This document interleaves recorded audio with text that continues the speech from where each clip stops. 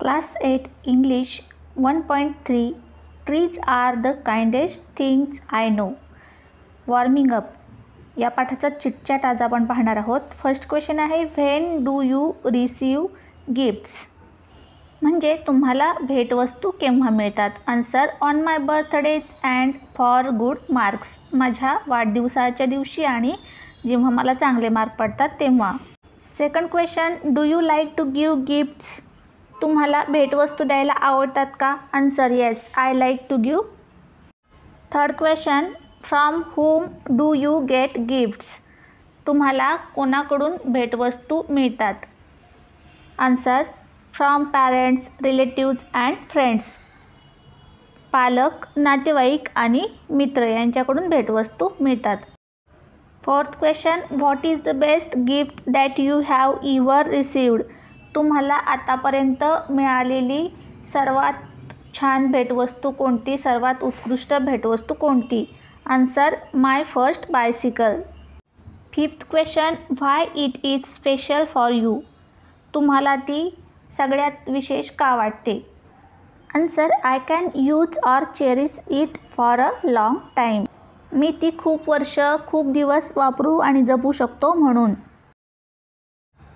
First, what gifts do trees give to mankind? माणसाला, मनुष्य जातीला वृक्ष कोणत्या भेटवस्तू देतात? Answer, trees provide us with oxygen, the breath of life, help balance nature by regulating climate and offer essential resources like fruits, flowers and wood. They also attract rain, offer shelter to wildlife, and purify our air. Second A, name two parts of a tree that begin with B. Branches, bark. F. Fruits, flowers. T. Trunk, treetop. B.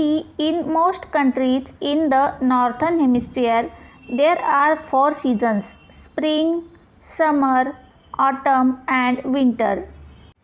Try to guess what is the season in the month given below. खाली महिने दिलेले आहेत, त्या महिन्यात कोणता ऋतू असतो ते लिहायचं आहे. फर्स्ट, मार्च, एप्रिल, मे या महिन्यात असतो स्प्रिंग. जून, जुलै, ऑगस्ट यामध्ये असतो समर. सप्टेंबर, ऑक्टोबर, नोव्हेंबर यामध्ये असतं ऑटम. आणि डिसेंबर, जानेवारी, फेब्रुवारी या महिन्यांमध्ये असतो winter. Third, an artist paints pictures using colors. A poet writer can also paint pictures in your mind imagination by using descriptive phrases. चित्रकार रंगांचा वापर करून चित्रे रंगवतो, तर एखादा कवी किंवा लेखक तुमच्या मनातील चित्र त्याच्या शब्दांचा वापर करून रंगवू शकतो.